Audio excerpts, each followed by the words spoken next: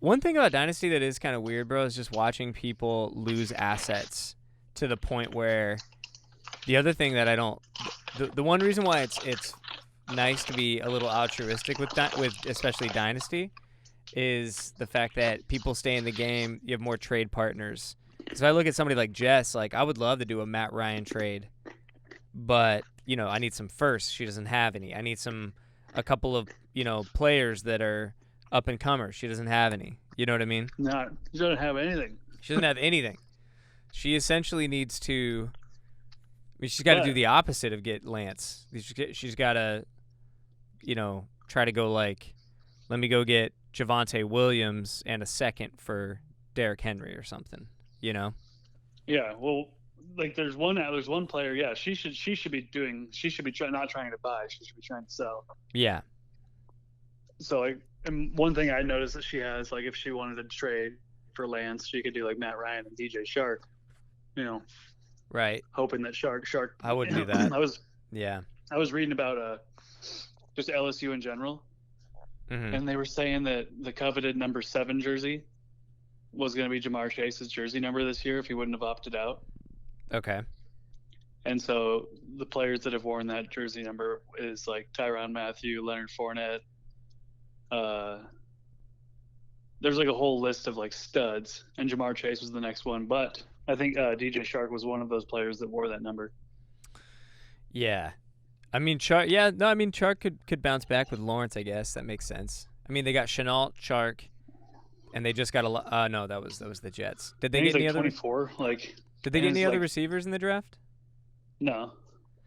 Yeah. But they did sign one dude. I can't remember who it is, but like they're just like I think he's like a star prime to, because when they were throwing it, he was like, top 15 receiver. Yeah, maybe Matt Ryan and Chark, and then if I can get like a second or something. I don't know if she has a second hanging out there somewhere. She probably doesn't. She probably gave them all up. She doesn't. Yeah, you'd have to wait till 2024. Yeah. Yeah, I'll probably just wait. I gotta wait. That's really what I gotta do. Or you could do like Akins and Trey Lance for like Ertz, Shark, and Matt Ryan. The funny thing is I don't mind waiting until things pan out and then people increase in value, because I think that also Lance will increase in value.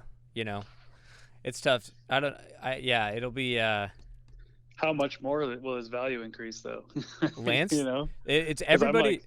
Everybody. Like, yeah. You're asking for Kyler prices right now. Mm-hmm. Well, that's what I'm just gonna. My Kyler price is like a quarterback and a pick. Yeah, well, I mean, I would do that. Like, so in theory, right now, if you saw it like Kyler, if I went Carson Wentz, and if I got Carson Wentz and a first for Lance and a second, that's not a bad. I probably would do that.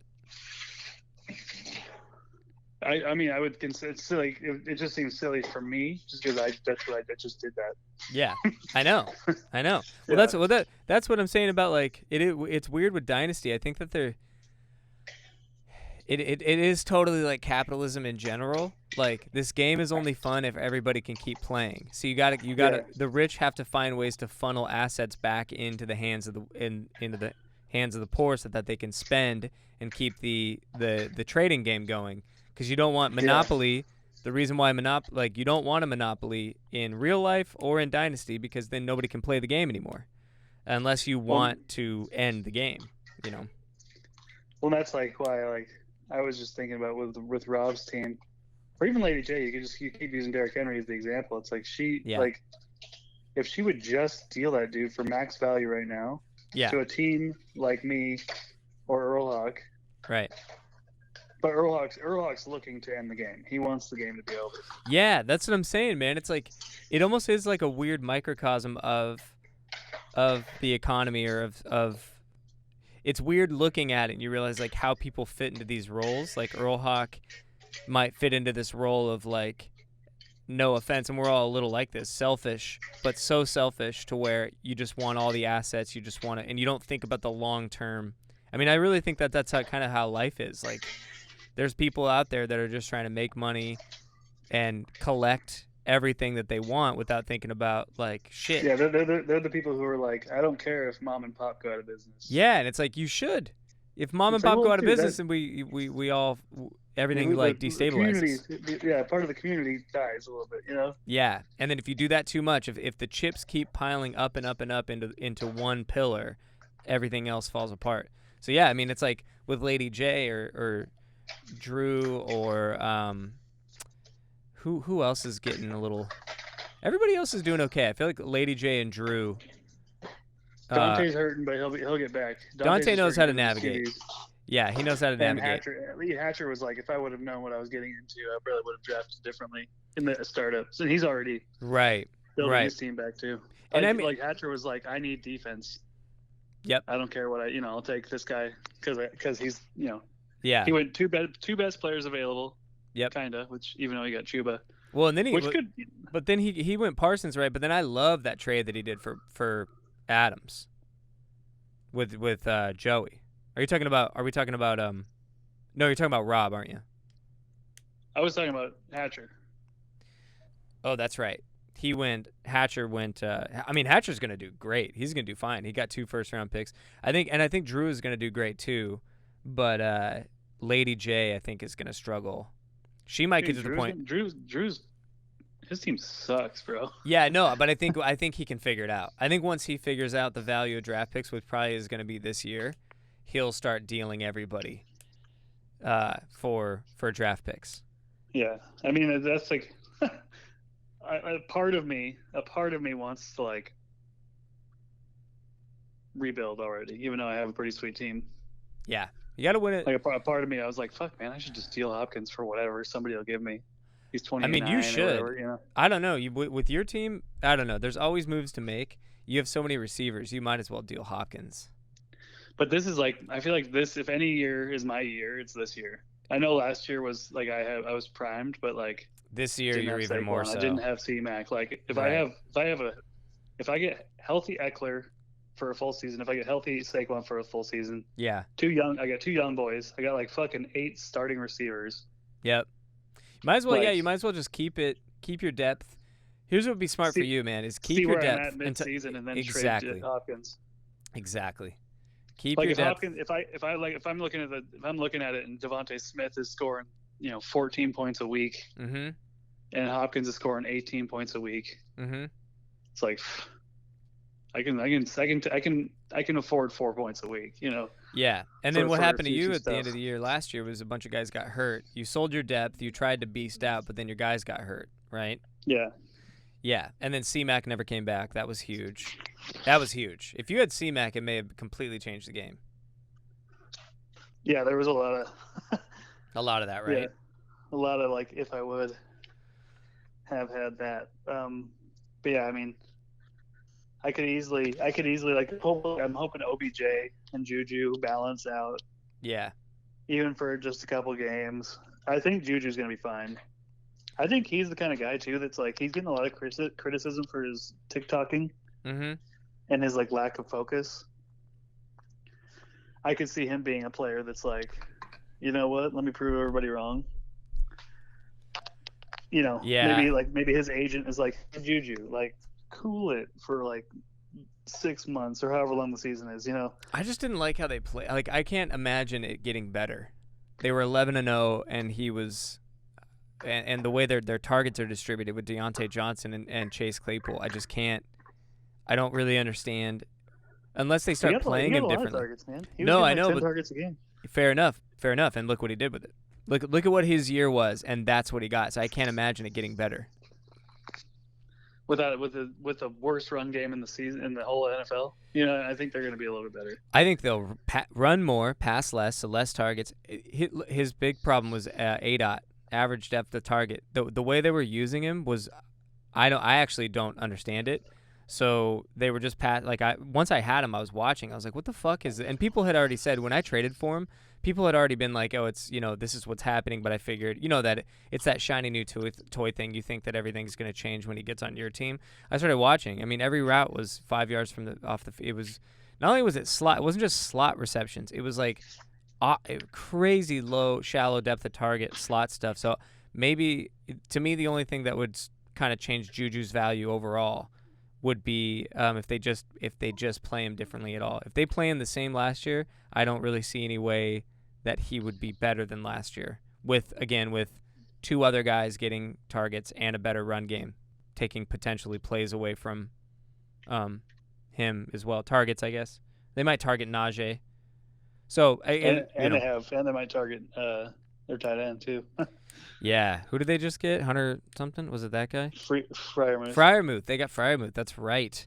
I was about ready to trade for Ebron, and they got Freiermuth, the mouth man, the mouth boy, dirty mouth boy, patty mouth bitch, fatty mouth bitch. old patty melt. Old patty melt. Old tuna melt, dude. Old patty tuna melt. Yeah, I think Dynasty is a weird game. People gotta.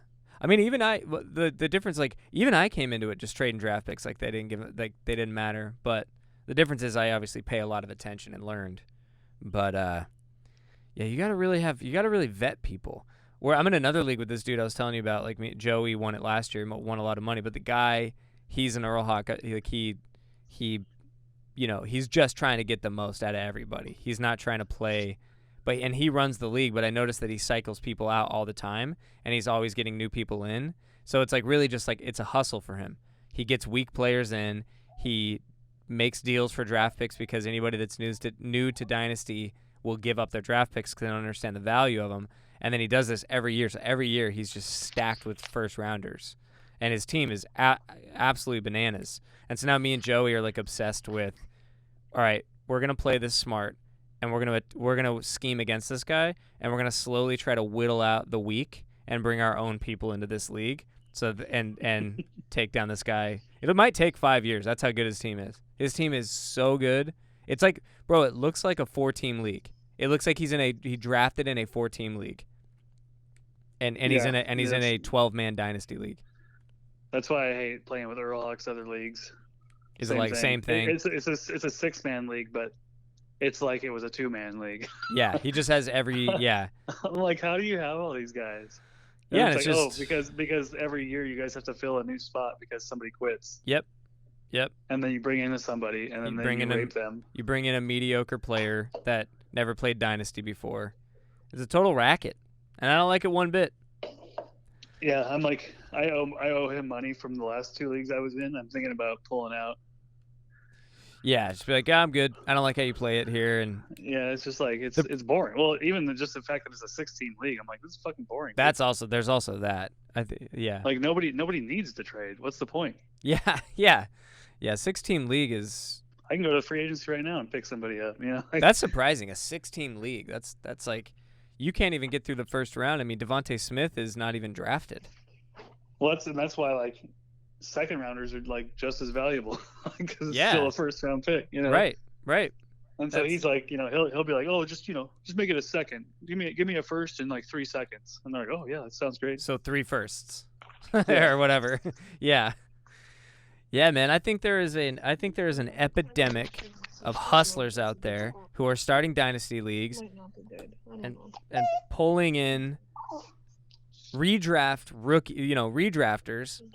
who don't understand the value of picks, and then they're cycling through them, hustling them out of their money. They're pool hall hustlers. These are the equivalent of the pool hall hustler. You know what I mean? Yeah. He's like, oh yeah, leaves his house stick at the pool hall and just acts like it's one of the house sticks. Yeah. He's like, well, I guess I'll use this one. Yeah. And he gives a cut to the bartender. There you go. Yeah, but I'm working against now. My goal is to foster quality leagues and take down these. It's tough with Earl Hawk. Earl Hawk is running it. It's like the last person he has to do it with in this league is his brother.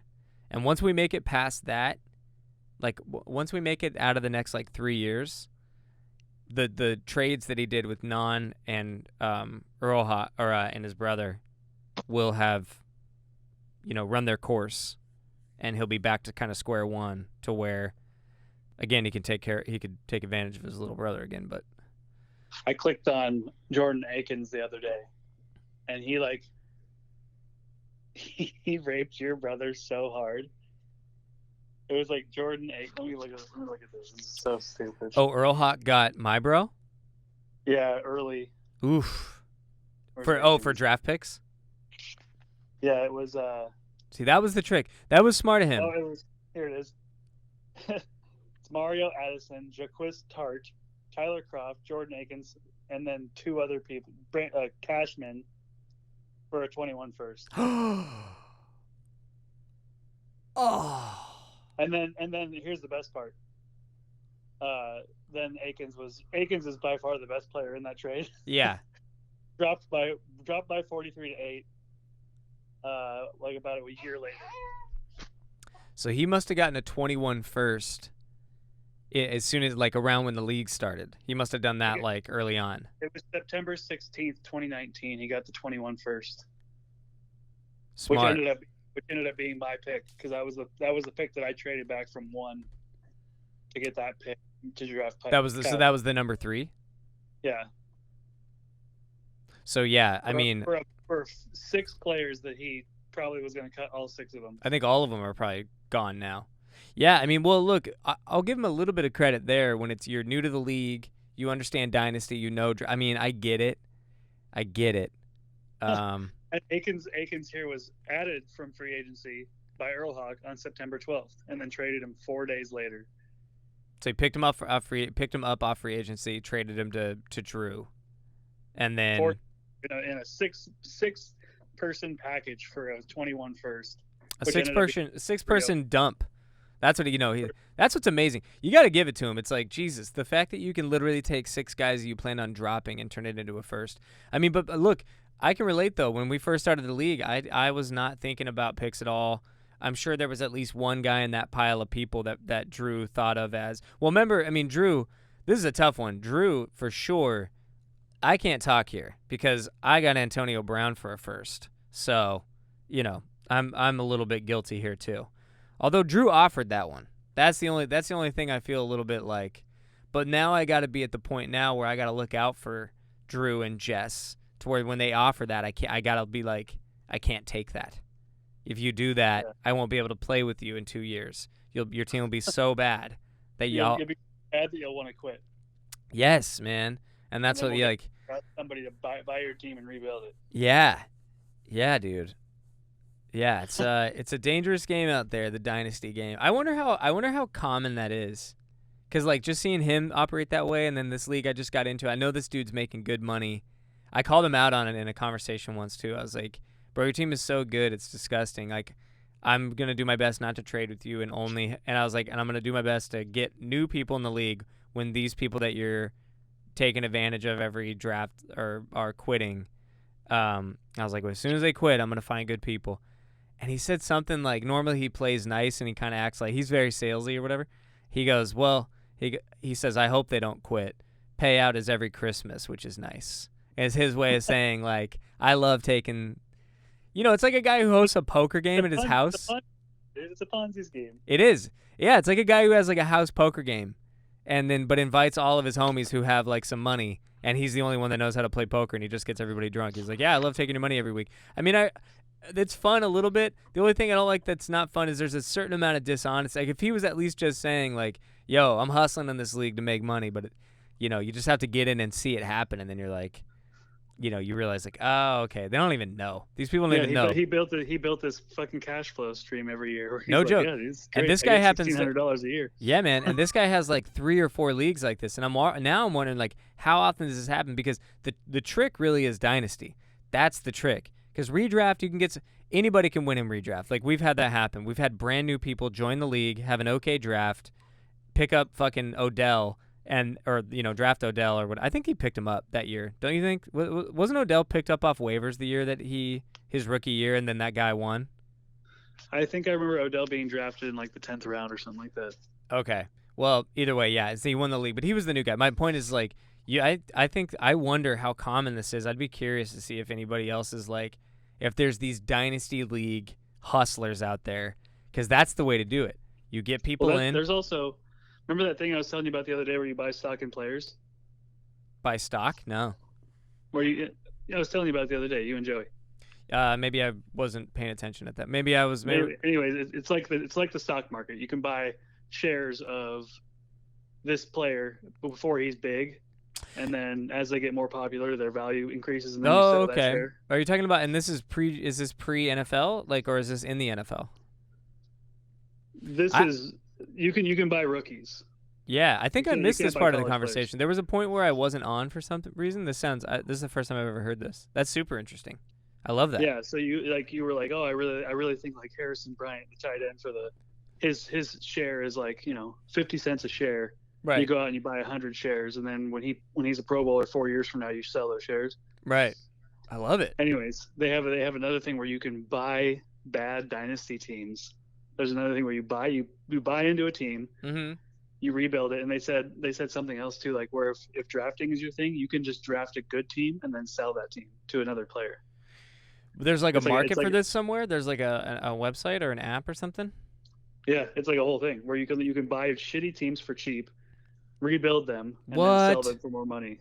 What is this? What is the site? Do you know, or is it an app or is it a site? I think I listened to the podcast Dynasty Nerds. I listen to them. So I have listened to them before. Yeah, and they're great. Like in the very beginning, they always talk about these new apps that they're using. I can't remember what they're called. Okay. But they're like, yeah, if you want to you can make money. So you buy like you can buy a shitty team in a league that's public. It's public, but it's private, and so people post, hey, we need a player for this team. It costs this much. Like you could buy a shitty team for like $5 or something like that, and then. I'm not sure how it works, but they just always say like, yeah, you can if you're good at drafting, you can just draft teams and then sell them. Interesting. So these would have to be dynasty and keepers, though. Obviously, these aren't redraft. Correct. I think. I don't know. I've never. I wonder if you. I don't even know if I can do it because I live in Washington like an idiot. I know, dude. Have they lifted the bans? Have they lifted the ban on gambling? It's such a weird state, bro. This is such a weird state to be liberal and then do shit like that. The Native Americans want control of that shit. That's why we can't do it. Oh, I mean, I respect that. They should do whatever they can to take advantage of us. Talk about taking everything from people. Fucking assholes. All I wanted to do is gamble. Can't they just fucking chill out? What did I ever do to them? I mean, yeah, can't they just forget about it? What did we It's been I didn't take your sports away. You still remember that? It's like when you said something 10 years ago, you're like, you still hold that against me? Come on, man. I was a kid. That was 300 years ago. We were kids back then. We were just kids. We didn't know. I didn't know. It's true, though. It's like we weren't there. That's the biggest thing. Yeah. The sins of our fathers. That's a biblical thing. In the Bible, God always, when people fuck up, he'll always be like, because of this, your sons and your grandsons and then it'll name like 7 generations of people will be fucked because of what you just did. And it's funny because it's like God saying, I'm going to punish you. But then you realize like that's really just it's just karma. It's a story. Yeah, it's a mythological, dramatic representation of like the truth. You just fucked something up so bad that for 7 generations are going to reap the guilt and the negative consequences of what you just did. You dirty colonializing. And then God's also like, and no gays. And also, by the way, just so we're clear. And also no gays, okay? No gays. Deal.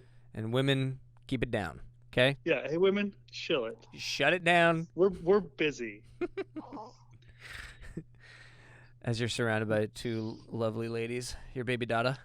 I'm holding one right now. I'm holding the girl. Holding the lady. Holding her down. That's what you're really doing. Holding her down. Yeah, dude, yeah. I think it would be so cool to just fucking like, I'm sure you can't make a living off of it, but how cool would that be? Just like, I think it'd be fun. I would love to get into this. Wake up in the morning, it's like, I gotta get to work and draft like 7 teams and then sell them. You can buy them at $5, draft them, and then sell them for $12. I would love to see how that works too, because it's like, all right, you're buying a shitty team in Dynasty. Do you have like what do the draft picks look like? Like what are you drafting? Who are you drafting? And I want to know if it's a format. Like how do they know what my value of my team is right now? And how do you like Do you put your team on the market and That's then what people look at it and then make offers? That's what I kind of figured. I was like, what if this is like, dude, if you're gonna charge me a dollar for, and then I wonder if it is like a buy-in, like, oh, this is a $30 league, I'll give you this team for $2. I would do that all day. I'd be like, you kidding me? I can flip this shit in a minute.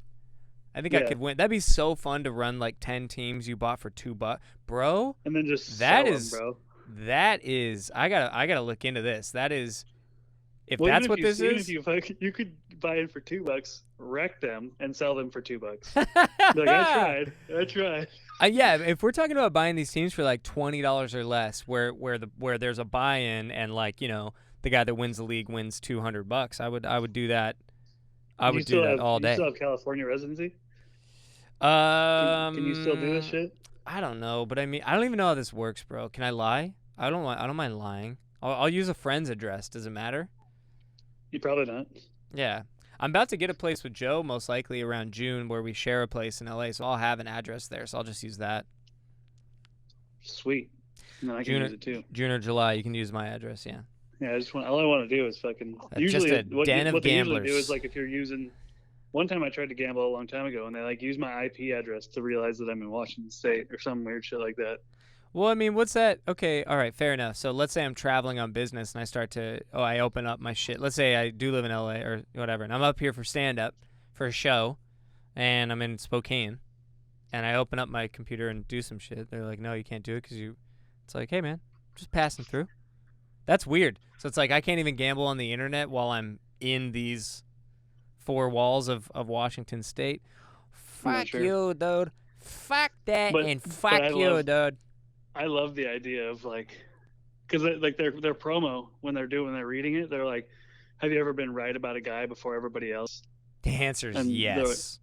Yeah, and then they're like, "Just imagine making money being right about guys before anybody else." What's your favorite? This is a fun little question, I think. What is your favorite prediction gone right in the history of your fantasy career? Your player wise. Whew. Have I ever had one? I mean, you have a lot of Brandon Olivers, so obviously, you know, that went that way. But a guy that you picked up. Like, what's a guy that I called? I don't know. Or a guy that you picked up. I have one. I can start if you want. But so this is the parameter that I'm thinking, because I have two that fit into this. Is like a guy that I read about, that I picked up off waivers because I read something and I saw something, and then he not only was he okay, he was great. Like, huge off waivers, and it wasn't just luck. It's like, and it's not like they popped, I don't know, a guy that's like, they didn't even have like a great game, and so everybody wanted him. It's like nobody wanted him because nobody cared that they existed, and then you read something and made a decision and it worked out or something. Or you saw him on tape like you knew him in college or something like that. I mean, I picked up Devontae Freeman, but that was after he popped. Yeah, you got him on like you were the first waiver, and he had a good game, so you grabbed him. Yeah. No, I picked him up off free agency, dude. Remember? You must have been before that game then. Yeah, I think I picked him up like right before that game because I remember I didn't use a claim on him. Yeah, I do remember that. I remember the week you got him, he went off. So that he might count because you might have just looked at the depth chart. Like, can you remember what your thought process was on that? Maybe there was like an early scratch, you know, like, oh, yeah. It was Tuesday, and this guy decided like, oh, he's not playing this week, and I just picked up the backup. Yeah, I think at the time it was just like the backup situation. Well, okay, so I'll say mine, and I don't know if you have any like this. I have two, Jordan Reed and Alshon Jeffrey, and I think they were the same year. It was 2012, the year I won with AP. The year he was 2,000-yard AP. Alshon Jeffrey, I read an article at my insurance job that I hated with all my heart, that I spent, I would do calls, 8-hour workday, I would do calls roughly an hour and a half. I would spend the rest of the day doing fantasy football. And I just read some random article about how talented Alshon Jeffrey is. He's an underrated rookie receiver this year. He's got all the talent in the world. All he needs is the opportunity. I picked him up, and it wasn't even like the next week. It was like 2 weeks later, but pretty quickly. I think that was the Jay Cutler season 2. But, I mean, that was that year Alshon Jeffrey broke out, and he was just incredible. You know, he had like 200 yards in a game within 2 weeks or 3 weeks of when I got him. he ended up being my first or second best receiver and led me to a championship. Also that same year, boy, that was a magical year, man. I had AP that year. I picked up Alshon. Oh, I was right about AP too. I think that was just the best year I ever had. I was in the zone, because he bro. was coming off an ACL or something like that. Yeah, and everybody let him fall, and I drafted him at the end of the first. And I remember people were like, he's done, and they never come back. And I was like, he's AP. So I was a little right about that. And then Jordan Reed, I read again something similar. He's so talented. He's a young, really exciting guy. He just needs a shot, and blah blah blah. Picked him up, and that was the year of that was the first year before Jordan Reed became an injury guy. That was the year he was dope. And RG3. I drafted RG3 in the 3rd round that year. Bro, I had an unreal year that year. I called and drafted Michael Thomas, Ooh. But then dropped him in week 1. You dropped him though? Yeah, he was a rookie. But I did say this kid is the best receiver in the class. That's and a good call. I selected him in the 13th round or something like that. In our redraft, was this like 2017? Yeah, we were drafting at that pizza spot up in Capitol Hill. Yes, I remember that. And I was like, everyone was like, Michael Thomas. I was like, watch out. I know he was like a 2nd rounder or something like that. Right. But I was like, this is the best receiver in the class. Interesting. Okay, so I mean, you were close. You were right, but then you dropped him, which is unfortunate. It's the same thing. Like Rams was like, I don't know, it's redraft. I don't need a rookie. Right. That was the same. That was the Kamara year too, wasn't it? Yeah, boy, I was wrong about that one, man. The Kamara year was the year that I went AP. It was the year that everybody went. It was the Saints backfield, Mark Ingram, Kamara, or Mark Ingram and AP, and I took a shot on AP. Trying to run it back, the same instinct that was 2012. I tried to double down on that instinct. It's AP. He always defies the odds. And then I also had, if you want to call this a win, I believe I called Jordan Howard. He was one of my favorite rookies out of Indiana. Did you? I don't know if it was me calling it, but Matthew Berry was talking a lot about Jordan Howard. Yeah, I think you've had a lot of. You've always known more about college than me until we played Dynasty. So I feel like you always had a better instinct for rookies. But have you ever been able to reap the reward of the call, of the projection, where he was on your team or whatever? I've reached a lot for people like Royce Freeman. Yeah, I reached a lot for rookies that didn't pan out. Yeah. Royce Freeman was supposed to be the guy, Royce the choice, dude. Royce, the 3rd round choice. Free man. RG3 was a guy, I mentioned it a second ago. He was another one that same year. I liked Russell Wilson coming out of college. I remember I was like, this guy. And it was because I was a big Wisconsin fan. Oh, okay. But I did call Russell Wilson. I was surprised that he made it to the 3rd round. Gotcha. When watching that draft. Gotcha. I didn't expect him to be all world, but I did think he was like better than most in that class. Leave everybody out of that you drafted or anything. Is there anybody this year?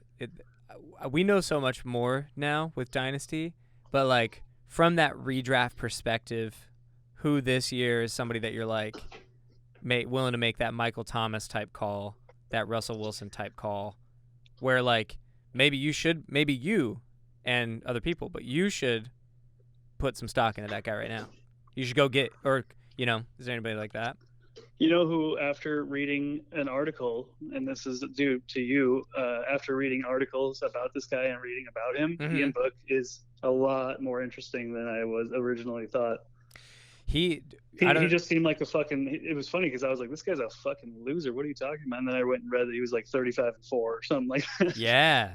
And I think he was a guy who maybe that was the article I was reading about the transfer portal. I think that was the article I was reading when I was telling you about that earlier. That he stuck around and fought through it.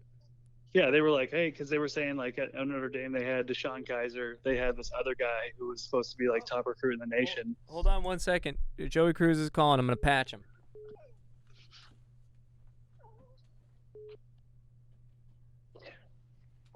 Crispy, what's up, dude? What's up, baby? All right, I'm on the line with old Brett. I'm gonna patch you in. We're talking a little fantasy. Talk some fantasy. We there, boys? Oh, I'm here. Hold on. We there? I'm here. The boys. There he is. There he is. Continue with your conversation where you left off. We were talking about how I was reading an article about Ian Book, and I love the idea of kids about men who are faced with adversity, and instead Who of is Ian Book? He was the starting quarterback for the Fighting Irish of Notre Dame. Okay, I've heard of this guy. And he got drafted by the. When he came on as a freshman, they had Deshaun Kaiser, and there was another guy who was like the number one quarterback recruit in the nation at the time. And how basically the head coach expected Ian Book to transfer after a year or so if he didn't get the starting job. It's like told the coach that he was all in, and didn't, don't worry, I want to learn, I want to be good, and ended up taking the starting job the next year. And ended up going like 35-4. And then he got drafted by the Saints in the 4th round. Yeah, 4th or 5th round. I think he's a 4th but round. Again, he's like 6 foot 210. Who's got him? Culver. Daddy Cole. That was like my 7th round favorite pick of the 7th round or whatever. Yeah, when he did that list. We were talking about I just thought of a fun one. I think Joe, you definitely have a few of these. Your best. Can you think of your best pick or your best decision ever where it was a guy that you picked up or drafted based on something you read or something you saw or something you heard in the history of your fantasy career, redraft, everything? The best guy that was ended up being a stud that you caught before anybody else picked him up or before he even had a good game or anything like that. Your best call.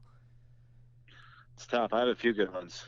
Yeah, I know. I do remember you had a few. Keenan Allen's one of them. I think Joey's best one ever was Devontae Adams.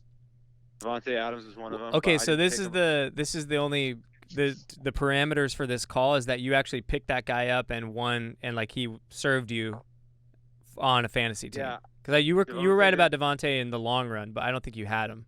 I didn't. I dropped him. I didn't drop him. I just didn't pick him up next year. Yeah, exactly. Redraft. Yeah, I'm talking about what guy that I had him a down. He didn't pop off the year I had him. He popped off the next. Yeah, I just remember that you kept talking. I kept saying he was fucking garbage. Yeah, I do remember that. Because I was trying to trade him.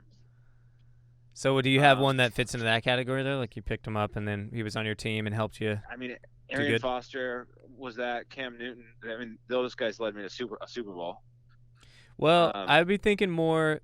I know. I keep changing the rules. The rules are kind of like nobody else knew this guy or nobody else saw this guy coming. It's got to be Keenan Allen. He's by far the best guy that nobody was really on. Yeah. And has had the best career, and I had him.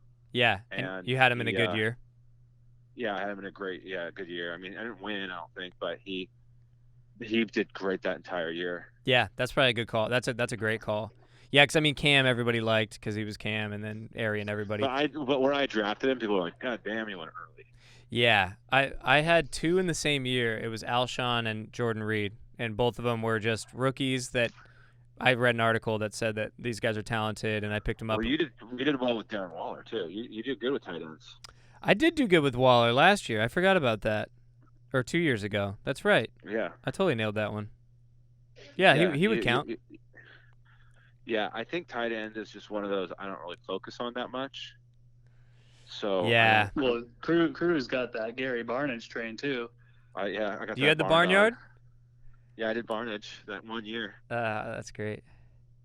You got Schultz now, which is great. I wish he's such a solid. I think Schultz is great. Yeah. Yeah. You know what you should do, Cruz, is try to get Lady J to get you give you the other guy. I forget what Blake Jarwin for cheap. Yeah, I think, but you know how she is. Bro, you could probably get Jarwin for like a 4th round. You know. Maybe not. So Ian Book is your Brett. To answer that question, you think that Ian Book's kind of that guy that is popping off a little like the Michael Thomas or the Russell Wilson, where you feel like you have an instinct of an underrated guy going into this year. Well, I mean, I had that same after reading a ton about Jarrett Stidham's career. I had that same feeling about him too. Yeah. Who's a projection for this one? He's going to be buried for a while. Well, I think in terms of like I could see like you know, I think that Trey Lance is more buried than Ian Book is. I don't. I think that I think they're going to do what they did last year. And roll with Taysom? I think they're going to roll with a weird combination of Taysom and, That's what we thought about Matt Flynn, too. Like, Matt Flynn. I think we just signed Matt Flynn. Read up a little bit, Joey, about Ian Book. He's an interesting character. He might have that. I watched him. I watched him. I remember the quarterback for Notre Dame. I didn't know his name, but it wasn't like super exciting. But just like it's like how when they interviewed Russ, they were like, this kid tilts the room. I just feel like he has that it doesn't matter. I'm gonna start because I'm the starter. Do you think he's gonna start this year? I don't know. I'm probably not, but he could. But if he has, it could be a Devontae Adams thing. If he has a good preseason and he just might be. Jameis Winston might be. Why did he bust? He has a lot of physical traits, but there just seems to be something with his mind with football that doesn't seem to be good at making consistent good decisions. Taysom Hill. They signed a 1-year deal, dude. They got Ian Book. Yeah. For 4 years. Jameis Winston kind of has this weird Ryan Fitzpatrick thing to him. Yeah, but dumber, I guess. Yeah, but if he comes out and starts slinging, and throws 5 touchdowns in a game. I just think the fact that he wasn't even able to start over Taysom Hill is last year kind of crazy. Well, I think Taysom. I like Taysom. I like that guy. I think he's good. I know. I think call he's him Taysom. Taysom. I emphasize the Som. I love it. This is a great topic. It's not a fan of Taysom. Yeah. The reason I don't like Taysom is because it kind of sounds like you're saying it doesn't sound. The M doesn't come across well. It sounds like you're just saying Tyson. I just repeated what Nolan did. Yeah. I like Taysom because then you're really getting that M because you say Tayson, it kind of sounds like you're saying Tyson, Mike Taysom. And that is why we're not calling him Taysom. So, anyways. I like Taysom. I think he's going to be a good offensive player. I don't. I think he's 31 years old and he's not a good quarterback and he's a good runner. And he's just not a good quarterback. He's gonna break out at age 32. Yeah, I just don't see it. I think he's an average. I just don't think he's that good at quarterback football. I don't know how good the other guy is. So I haven't seen him. So Fair enough. The other guy really stands out. I have seen him, but it was one highlight thing. I'll tell you what. I bet Ian Book could do exactly what Taysom Hill could do, except he's way younger, and you can invest into grooming this kid. Yeah. Maybe. I don't know. We'll see. Here's who I feel I think could be something, and I don't know if it would be something on any other team other than the team he's on, and that's Gunner. I hate Gunner, dude. I don't know what is it about he shows good tape, or what is it? Is he just an Edelman clone? Well, he's like an undrafted free agent, kind of the same everything that you're saying about Homeboy. Character, got the just same good mentality. Character, yeah, like a super hard worker. He's earned that roster spot. Right. I think that he's just a guy who can move the chains. Like he does kind of.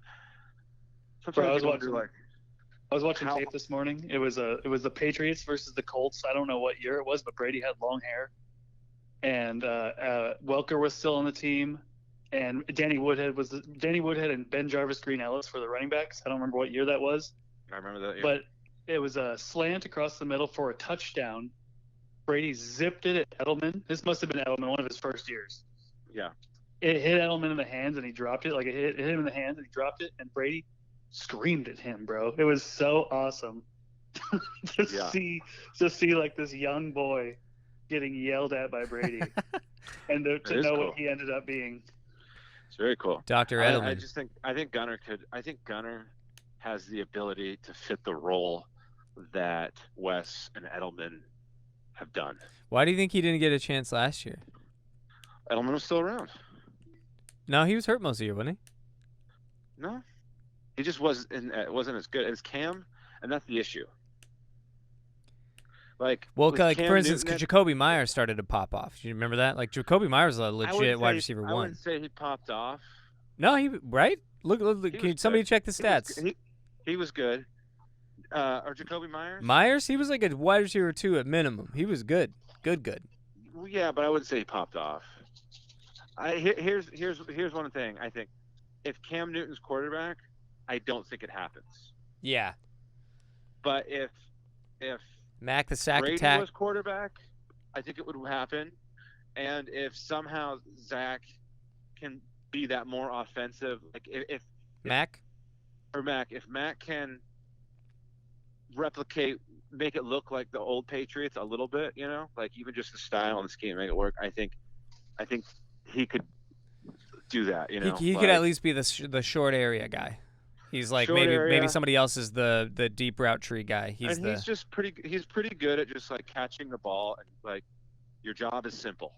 Yeah. Your job is simple. Your job is to run this route, catch the ball, and move upfield. Yeah. Hey, I got to roll because I'm having lunch with some people. It's like 5 o'clock. It doesn't count. It's not lunch. Oh, whatever.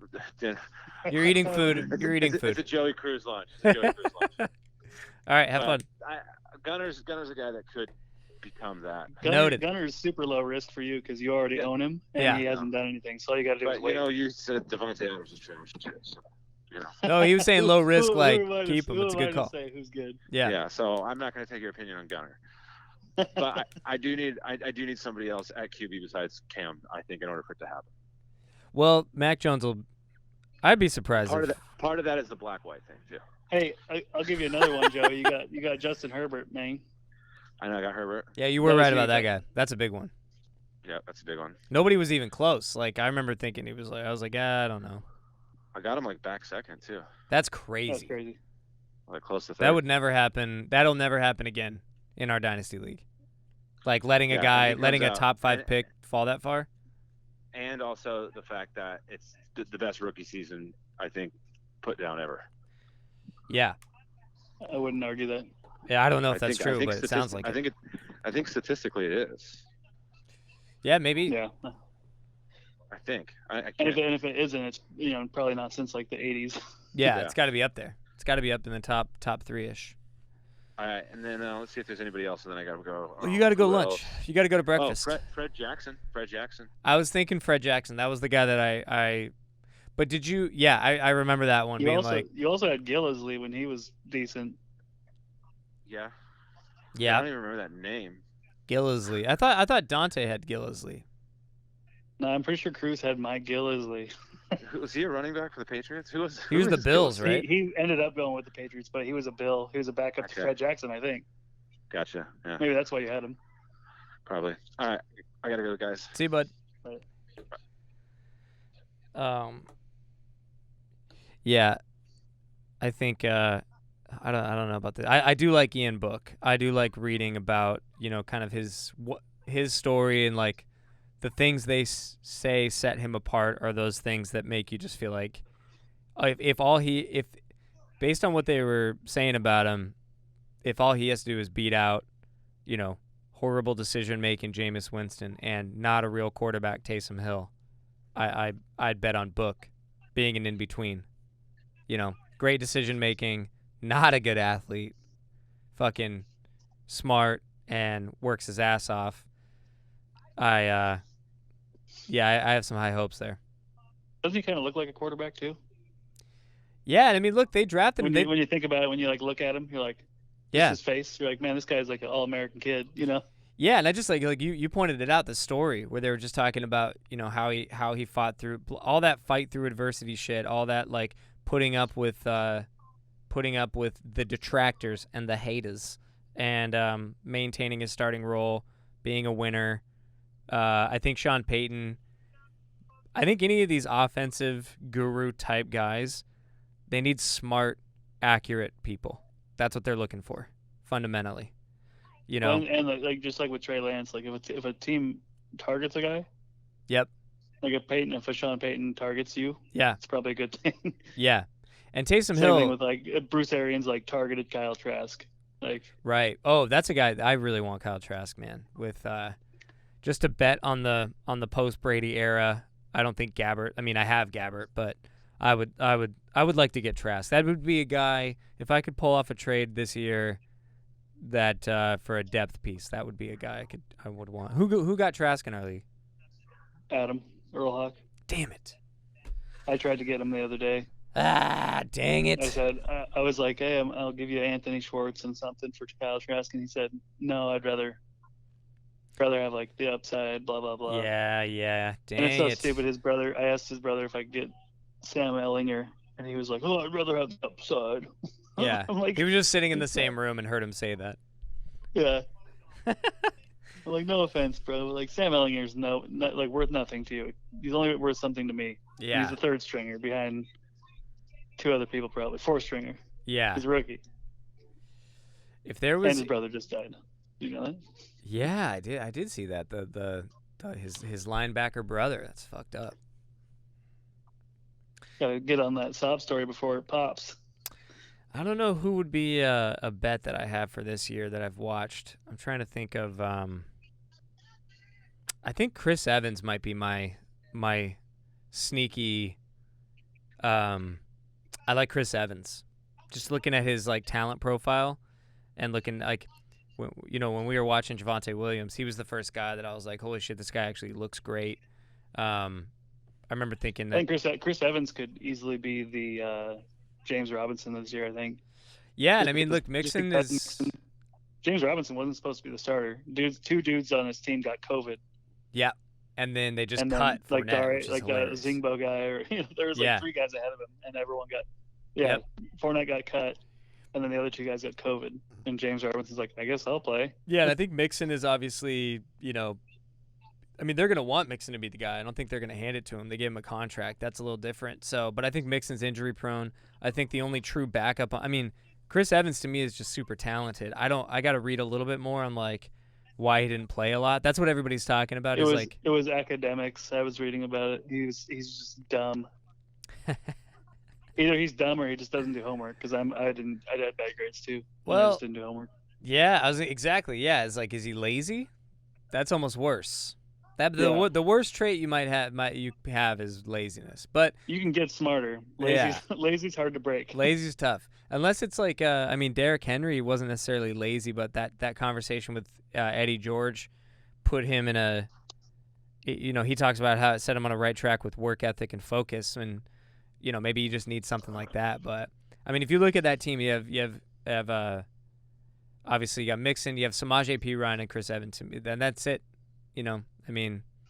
Travion Williams, is he still there? But what is he? But even when Mixon was hurt last season, Travion didn't touch the fucking field. Didn't touch it. Samaje Perine's a plotter. There's nothing exciting about that guy, in my opinion. I have him, but I might drop him. He's probably one of my main drops. The Washington Redskins desperately needed a running back at that time, and they cut him. He's like, I remember Samaje. Remember when he got a chance a few years ago? He's a boring plotter type guy. I like Chris Evans for this year in terms of that kind of like deep cut guy that could end up being. He's literally one injury away from RB1 status in an elite offense, and he's hyper talented. Even Kylan Hill, who I like as a talent, but I've read a lot about his weaknesses, which are a concern. But he's deep. He's behind two guys on a great offense. You give me a guy. That's another thing I read about Kylan Hill is I guess that him and Mike Leach had issues. Interesting. Which also could be another reason why he fell in the draft. Because he opted out. He opted out in 2020 after an argument with Mike Leach. Oh, so he's like a quitter? Maybe. And maybe Mike Leach is probably connected. He's probably like, fuck that guy. Yeah, this kid's a turd. Oh, he hold on. Too much, wait 1 second. I'm going to jump over for. All right. He's a turd. According to Mike Leach. Not according to the fantasy turd. Did you hear? Yeah, he's not a turd. Yeah, so that would be my pick if I'm trying to put my Nostradamus hat on and pick a real deep cut other than Ian Book. I'd like to say somebody like Javion Hawkins or Jamar Jefferson, but I just don't see it. Javion Hawkins is an interesting one though, don't you think? I think he could be the other one that's surprising. He would just have to break the small guy running back mold. Yeah, and I'm not buying into that guy. He is Chris. He's as exciting as Anthony McFarland, and I think they both played for Maryland, didn't they? I don't know. Yeah, but Anthony. Remember, everyone was like, "Ooh, Anthony McFarland's got it easy."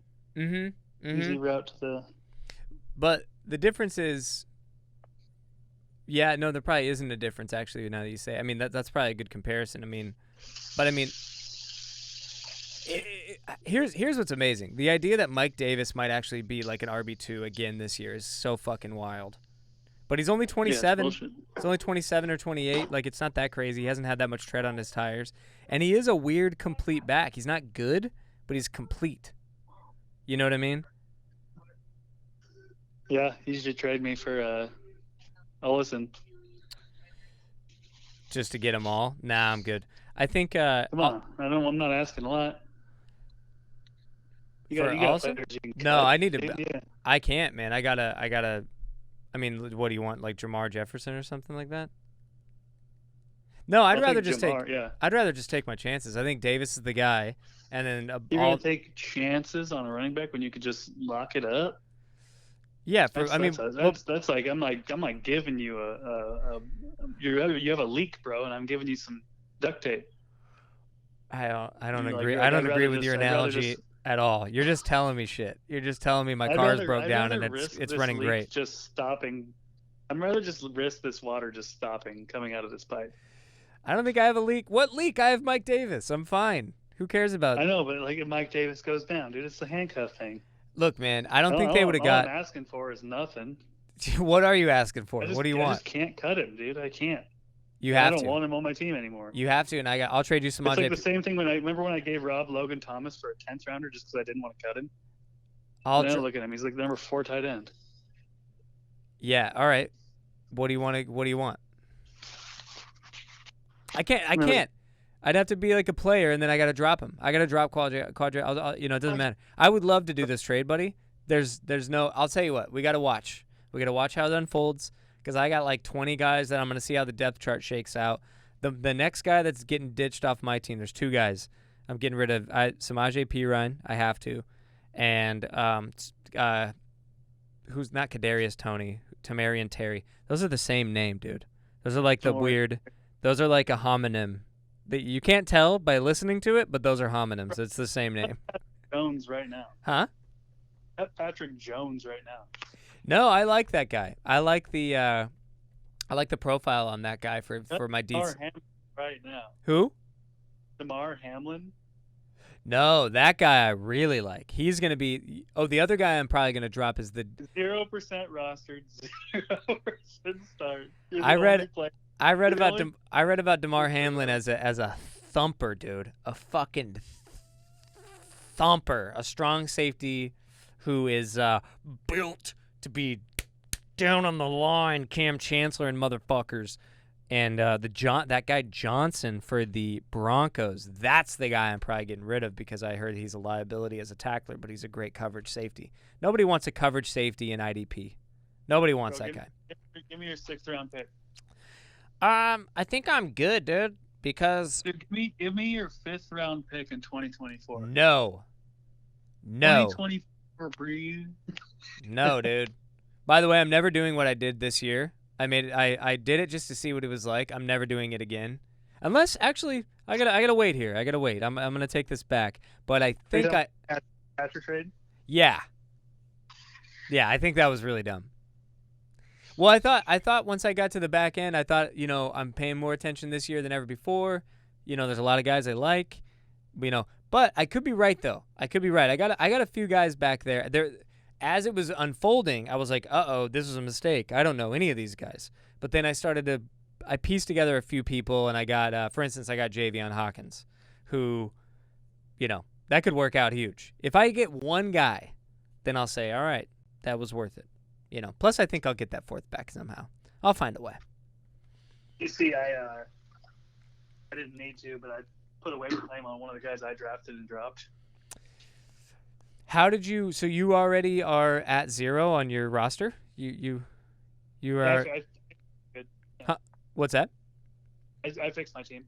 Yeah. Okay. I'm still 5 over. 5 people over. I knew that I was like, I'm not cutting this person. Like the one guy I wanted back, who I drafted him ninth round, 7th pick in the 9th round. Yeah. Joseph. beast defensive end out of Texas, University of Texas. What was his name again? I missed it. Joseph Osai. Okay. He was my target for 3 rounds before he was just sitting there still in the 9th round. I had him marked, and I just kept picking the other people in my queue. Yeah. And then he was like still sitting there at 9, and I was like, shit, like they just traded Carl Joseph, or he signed with somebody else. Like he's Dunlap? the starting defensive end in Cincinnati. You mean Carlos Dunlap? No, the guy Carl Joseph. Carl Joseph? I think he's a safety, no? Let me see who has him. I think Ethan has him. The homie EB. His name is the guy I want to get back, and feel free to grab him. I mean, it's not that exciting, but I need to get 5 guys off my roster before I get this guy. So I don't know how much I want him, but I want Marquez Stevenson. I've been reading a lot about him as a sleeper, and that's why I drafted him. But you got him? Huh? Did you cut him? Yeah.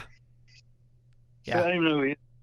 I mean, he's a flyer. I just want him because I drafted him, first of all, and he's on a lot of sleeper lists, like deep sleeper lists for receivers, you know. But so are a bunch of the other guys that I have that I had to that I would have had to drop. Seth Williams, Tamarian Terry. I think Terry I'm dropping. Tamarian Terry I'm dropping. Allison for Seth Williams. No, I'm good. Well, man. I think it's Javion Hawkins, man. I think I'm gonna the guy. You know I like my Chris Sims. I love his perspective. The fact that there is a NFL analyst scout guy out there that said that Javion Hawkins is the 3rd best running back. The fact that that's even out there by a professional in this business means I gotta keep him. The 3rd best guy. He has him ranked over Najee. He has him ranked over Javonte. All these guys. He said this is like I don't know what everybody else is seeing, but I like this Javion Hawkins guy. I think he might be an idiot, could be completely wrong, but the fact that that's even, the fact that that's out there is like I got to hang on to it, see what happens. And the fact that and so my point is like I don't think you draft Javion Hawkins and sign Mike Davis if you think Quadre Allison is. I don't think they drafted Javion Hawkins. I think they signed him as an undrafted free agent. Is that true? Yeah. You hurt me. You say these things to me, you hurt me. You hurt me. I am hurt. Oh, they didn't draft him, dude? Did they not draft him? Well, whatever. Undrafted. Whatever, don't care. Don't want Allison. Keep him. Trash him. I don't care. I'm dropping same age IP Ryan, too. So this has been a good Turds. We've been recording this, by the way. I'm going to put it up. So this is going to be the new Turds format. I'm going to be in studio. I'll give you guys a call, see if you're available. We'll talk Dynasty. And that'll be it. All right, dude. I'm going to go. All right, later, buddy.